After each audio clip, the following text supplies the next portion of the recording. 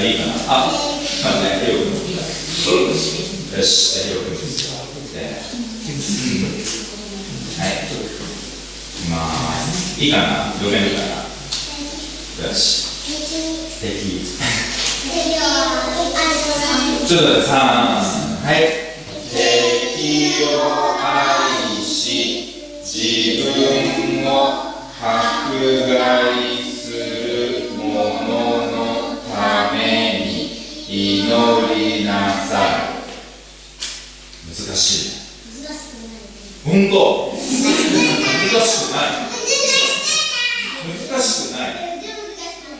迫害だけわかんない。迫害っていうのは自分に意地悪をする人のこと。自分に意地悪をする人、好きな人いる？そういう人のこと。あ、いるの？本当にすごい。いる？コウジ君。コウジ君にいじめられんの？なれないの？いじめてくる人いる？いない。いる？誰？龍馬君。じゃあ、イエス。いつもキモって言ってくる。それはかわいそう。じゃあ、そんな人とうまくやる方法をイエス様が教えてくれています。敵を愛する。愛するって言ったら好きになるってことだよね。愛するって言ったらだよね。じゃあその人のことを嫌いって言ってたらどうなる？嫌われるよね。イエス様はこういうふうに言ってるけど、実際はすごく難しいでしょ。嫌いな人を好きになるっていうこと。でも言っちゃうってことです。これはね、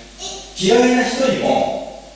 あの人いい人だねとかって言っちゃうってことです。あの人がすごい嫌な人だよねって話してたら、本当にどんどんその人が嫌いになります。だけど嘘でもいいから嘘でもいいから嘘じゃなくて嘘でもいいから嘘ダメダメだよ。じゃあ心の底からでいいです。心の底からでもいいけど、難しくてもとりあえずあの人いい人だよね言ってみると、あら不思議、ちょっと嫌いだったのになんかいい人だよねって言ったら、も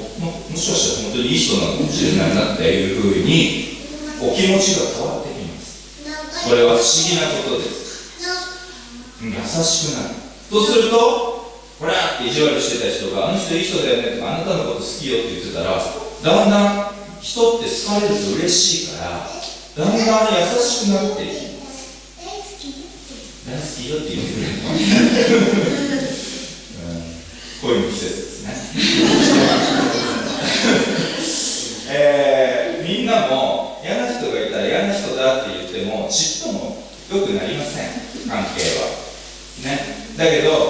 嫌な人がいてもとりあえず嘘はダメだけど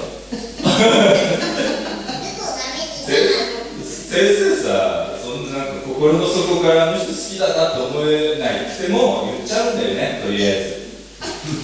あの人いい人だよ、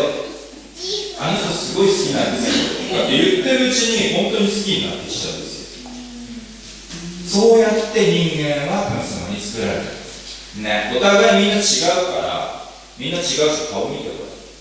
みんな違う顔してるし、みんな同じじゃないし、男と女も違うし、だからみんな合わないところあるんだけども、嫌いにならないで好きですって言うと本当に好きになってきます。これは不思議なことだから絶対試してみてほしいと思います。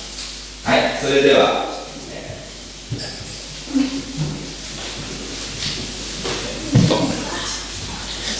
賛美歌を歌います。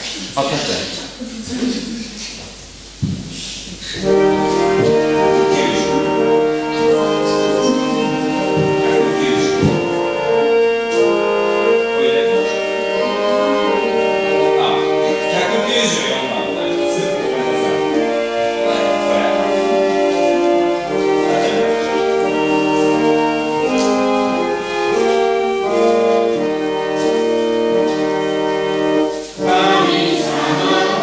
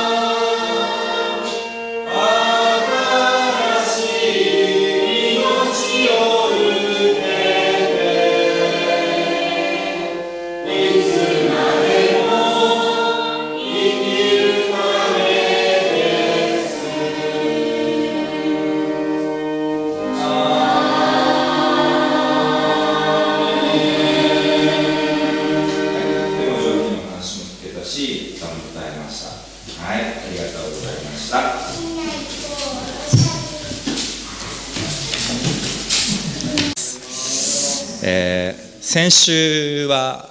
藤崎教会に私は行って交換講談で、初めて藤崎教会でメッセージをしてきたんですけど、大体初めて行く教会では私のことなんかどういう人かも知らないと思いますので、自分がなぜキリストを信じるようになったかという証のメッセージをしてきました。母親のね、もうここの教会の方はもう聞き飽きてると思うんですけど、自分の母親の余命宣告があって、そして踏み外した自分の人生の軌道修正ができずにいた時に、福沢恵子という先生から、小さい時にお世話になった先生から送られてきた手紙を見て、そして、なんで教会の人はこんなに他人に対して優しくできるんだろうと、なんでいつも笑顔でいられるんだろうと思って、わけも分からずに教会に行ってみようと思ったのがきっかけでした。そんなことをメッセージで語りながら、懐かしい川崎の教会の人たちの顔を思い浮かべたりして、川崎の教会での日々を本当に懐かしく思ってました。それからそこから始まって今度京都に行くと、京都では最初聖和キリスト教会というところに通ってたんですね。同志社の学校の近くでしたけど、その近くの聖和キリスト教会から今度は同志社の方から大学から進学生として南大阪教会に派遣されましたけども、そこではの人たちとの信仰生活、それから今度はハワイに渡ってカリフユニオンチャーチの人たちとの交わりも、それからここに来て本当にたくさんの良い出会いが与えられているなということを思い出してました。ふと思い出したのが、その川崎の教会に通い始めて数週間経った頃のある出来事というか、ある話なんですけど、青年たちが集まるということで私も誘われたんですね。もうすでに青年の時期は終わって30手前の人間でしたけども、私を青年だと思って誘ってくれたんですね。で、若い20歳前後の人たちの集まり、6人ぐらい集まって、土曜の昼でしたけど集まって何するのかなと思ったら、まずトランプしました狭いアパートの一室で20超えた人たちがトランプを6人でするっていうのもかなり異様な光景でしたけども、教会に戻る数週間前の自分の生活を考えてみるときに、私は遊ぶって言えばもう夜のクラブに出かけていって、レーザー光線と煙の立ち込めるところで大音量の音楽を聴いて朝まで踊り狂うという、そういうことを通して遊びというものを体験してましたけども、その今狭いアパートの一室でトランプを質素な素朴な人たちと一緒にやっているっていうあまりのギャップにちょっと戸惑ったんですけど、でも案外トランプ楽しかったんですねことのほか楽しくて、その後教会の街道に移動して、一人の青年が自分が今抱えている問題をみんなの前で話したんですね。でその時に本当に、内容は言えませんけども非常に衝撃的でした。でそれでその青年は涙を流しながらそのことを話してましたけども、みんなでそれを聞いて、その泣いているところに行って、そして肩を抱いて励ましている、それを私は見てすごく衝撃を受けました。そして、その後お互いに持っている課題を言い合って、そしてそれを分かち合って、十字架の素晴らしさ、そんな自分でも私たちは許されてるんだと、そういうことを口々に語って励まし合っている姿を見て本当に感動しました。その後復活のイエス様の話をして、本当に私たちは昼に集まって夕方には解散するという非常に健康的な集まりでしたので、夜中に集まって明け方に解散するのと大違いだなと思いなが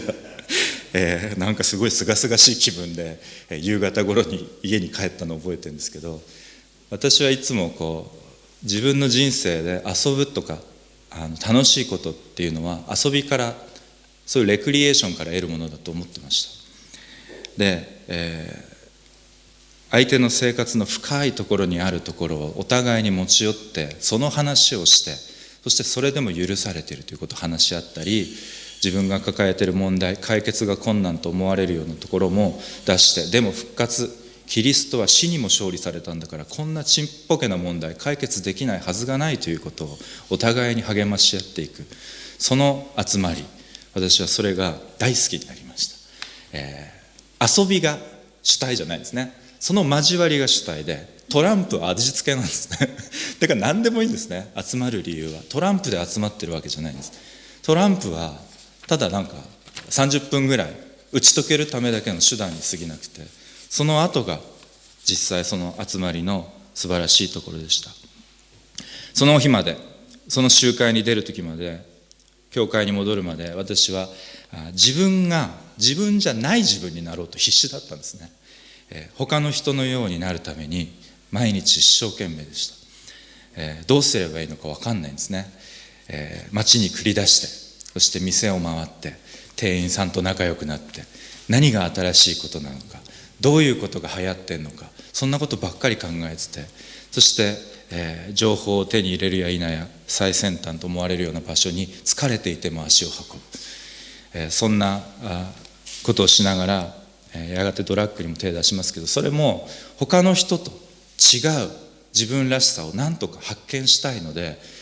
他の人がやってないこと、そういう意味でドラッグに手を出しました。でもあまりにもその支配力が強すぎて私は溺れてきましたけども、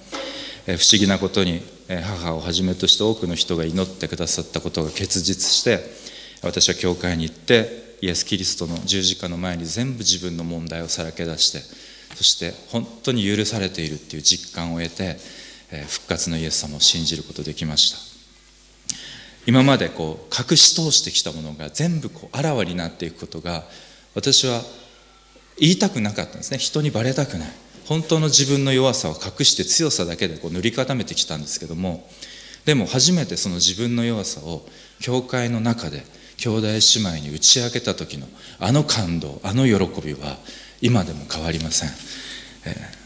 本当に教会が大好きになりました。聖書は一番最初に天地創造の物語が記されています。今日の御言葉もそこからですけども、あらゆるものが神様によって創造されていって、一番最後に人間が創造されます。これは順番に意味があるんですね。最後に大事なものを創造すると、神様は一番好きなものを最後に残しておくタイプなんですかね。アメリカだと赤ちゃんが生まれる前にベビーシャワーっていう集まりがあるんですよ。それは女性しか行けないんですね。で集まって何するかっていうと、お祝いをして、そして赤ちゃんがこれから必要であろうもの、例えばおむつとか、そういうあと風呂桶とか、そういうのをプレゼントしてくれるんですね。新しくお母さんになろうとしている妊婦さんに。でそういうのをベビーシャワーっていう。そして大切な人のために全部の準備が整ったら初めて赤ちゃんの誕生ということになるわけです。きっとこのベビーシャワーっていうのも発祥分かりませんけれども、なんかこういう聖書の箇所に基づいているのかなと思います。神様は人をいよいよ創造して、その時神様は言いました。人が一人でいるのは良くない。彼に合う助けるものを作ろうと。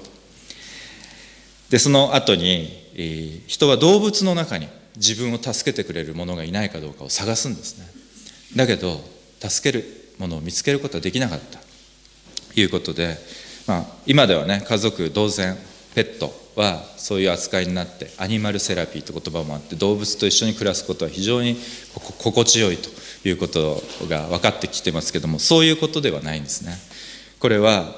助けるっていうのは霊的に魂の深いところで交わる、信仰を持つということです。そして、神様は女を創造しました。これは男を創造した後女を創造したってなって性別の違いかと思いますけども、そうではないんですね。これは人と次の人は全く違う人を作ったということです。なんでだろうと思いますよね。普通人が、世界が平和になるとすれば同じような考えを持った人がいていいんじゃないかと思うけれども、神様は一番最初から次の人を全然違う人を作ったということです。それにも意味があるんですね。南大阪教会では、礼拝に電話で参加できるシステムが導入されてるんですよ。電話礼拝というんですね。で、今世界中でもインターネットが普及して、礼拝をリアルタイムでストリーミング配信している教会も増えてきてますけども、南大阪の教会では電話の礼拝を始めるときすごい議論になったっていうんですね。私はその時まだいなかったんですけども、全員電話の礼拝に出るようになったらどうするんだっていう議論ですよね。誰も来なくなるんじゃないかって、牧師が一人で喋ってそれをなんかみんな自宅で聞いて終わるみたいな、そういう危惧があったらしいですよ。だけど今どうかってなればみんな相変わらず来てますよ。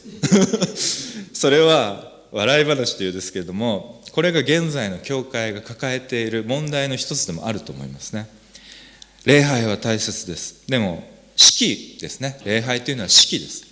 これは日常的にこれをやっているわけではありませんね。皆さんにはそれぞれの生活場があります。で、よく私もたまに使うんですけど、礼拝を守るっていうんですね、皆さんね。礼拝を守るって何から守ってんのかなと思いますけれども、私自身はなんか行きたくないなと思う自分の不信仰から礼拝をなんとか守り通しましたみたいな意味で使ってるんですけども、なんかそういう思いがついつい礼拝を守るという表現になってきたりするのかなと思うんですけども、今日のもう一つの箇所、ヘブライの信徒への手紙の御言葉に、ある人たちの習慣に倣って集会を怠ったりせず、むしろ励まし合いましょうと書いてあるんですね。集会を怠ったりせず、礼拝に出席しましょうと書かれてないんですね。集まることは大事だ。集まることは大事だけど、それは礼拝を守ることなのだろうかと。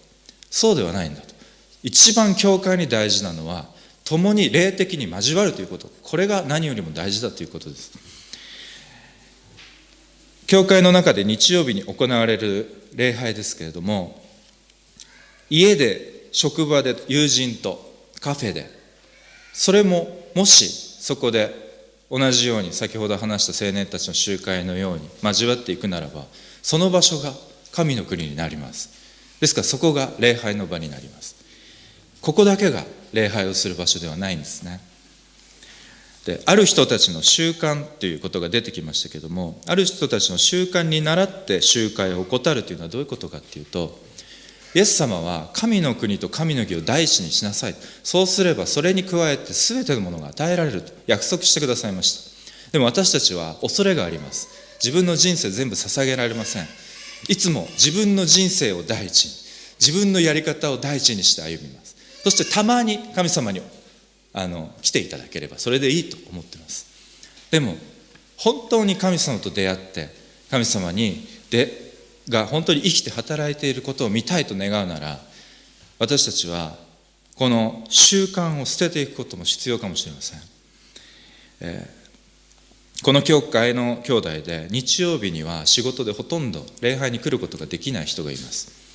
でも1年に1回か2回ぐらいたまに日曜日来ることができたとき、その兄弟の顔は光り輝いています。それはその兄弟は毎週礼拝のメッセージ、この教会のメッセージを YouTube で聞いていますけれども、でもそうじゃないんですね。礼拝は守れてます。それでもそうじゃない。教会に来て教会の人たちと霊的に交わることがこの兄弟にとってどれほどの力になっているかということです。私たちもそうだと思います。礼拝することに先んじて励まし合おうって聖書は言ってるんですね。で、一人ぼっちの人っていうのは他者とつながりを持っている人に比べて死亡するリスクが倍になるっていうこともよく言われていますけれども、人が一人でいるのは良くないと最初から決められてるんですね。人はそのようにデザインされてる。でももちろん人と人が出会うとさまざまな問題が起きてきます。先ほども子どもたちのお話で話しましたけれども、嫌な人だっているんですね。そんなに聖人君子じゃないんですよ、私たちはね。心の底から相手を愛することのできた方はイエス様ただお一人です。私たちにはそれはできません。できないからこそこの御言葉があるんです。私たちはそれを従っていったときに本当にその人を嫌いにならずに済むんです。そして人間関係を築くことができるんです。そして世界を良くすることができます。私たちは世界を救うためにこの地上に来たんです。自分が世界を救うなんてそんなと思うかもしれません。でも神様は無駄なことなさいません。皆さんがここの時代ここにいるのは皆さんにしかできないこの世界の救い方があるからなんですね。でも人間には欠点があります。そしてお互いの嫌なところが目につきます。で、人が交わればそうなるんです。でもその時に聖書でパウロが言っているのにもうそうですけども、弱さを誇りとしよう、欠点をさらけ出していこう、そしてそれを受け入れ合っていこうと、それを教会に求めておられるんですね。それは人が助け合うために創造されたからです。人は助け合うために創造されました。人が一人でいるのは良くない。彼を助けるものを与えよう。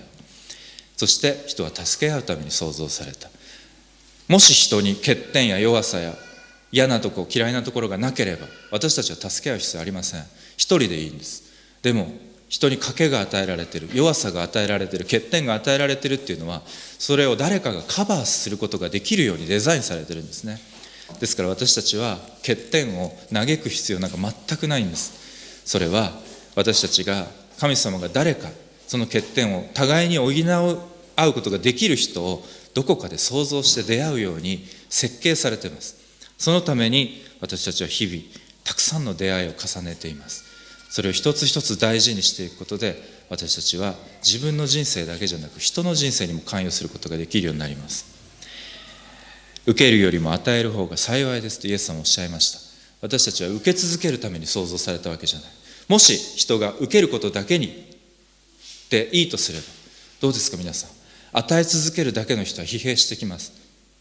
誰か一部の人だけが与え続ける必要が出てきます。でももし全ての人が与えることができる人生になったとすればどうですか。そこが神の国です。皆さん、人はそのために創造されました。ですから集まって欠点を分かち合って、そしてそれを十字架の前に差し出して許してもらって、そして問題課題を共有して、でも復活のイエスが一緒にいるから大丈夫だとお互いに励まし合って前進しなさいと言われてるんですね。あの時青年たちと集まった場所はまさに天国でした。みんなで弱さ出し合って涙流し合って励まし合っている姿は天使のようでした。私はそういう集まりが大好きです。教会もそういうふうにしていきたいなと思っています。それには本当にお互いに支え合って受け入れることができる力が必要です。それは私たちにはできないかもしれない。でも十字架と復活を見上げたときに私たちにはその力が与えられるということを知ってください。神様は私たちに礼拝してほしいと願っておられるかもしれませんが、神に私たちが何をするかよりも神が私たちに何をしてくださったかっていうのを知ることが礼拝です。私たちが集まるのはそのことを分かち合うためです。福澤先生は京都に行く私に最後にこう言ってくれました。高橋君、信仰の友を持ちなさい。そういうふうに言ってくれました。今ではたくさんの信仰の友を持つことができました。自分が本当にこんなことを人に言ったらスキャンダルになってこんな仕事辞めなきゃいけなくなるんじゃないかと思うようなことも受け止めてくれる人がいます。それが教会です。それが霊的な交わりです。皆さんもその友が与えられていることを本当に喜びたいと思います。この世の荒波を越えてやがて来る御国での再会を私たちは約束されているものとして今も共に歩めることを感謝したいと思います。一言お祈りします。イエスキリストの父なる神様、皆をたたえて心から賛美します。あなたは私たちにたくさんの御言葉を与え、この世の荒波を打ち砕く、死に勝利する復活の力をも私たちに与えてくださっていることを感謝します。あらゆる問題課題、自分の抱えている弱さをすべてあなたの前にさらけ出して、互いに受け入れ合いながら、愛し合いながら前進していくことができるように、私たちに世を支配するように、愛で支配するようにとあなたは願っておられます。そのように今週も歩むことができるように導いてください。イエス・キリストの皆によって感謝して祈ります。アーメン。